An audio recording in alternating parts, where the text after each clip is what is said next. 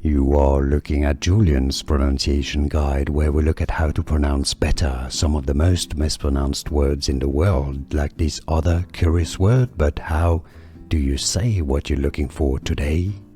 Let's learn once and for all how to pronounce this word from German correctly.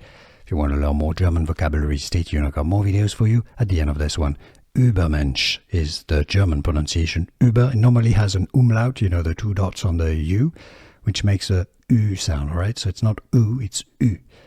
But that sound doesn't exist in English. Ubermensch. So therefore, in English, it's more often pronounced as Ubermensch, Ubermensch, like, you know, Uber, Ubermensch, Superman is what it means, like superhuman man. Here are more videos on how to pronounce more confusing words and names too many mispronounced. Like this video if you found it useful. I appreciate your support. I'll see you soon and thanks for watching.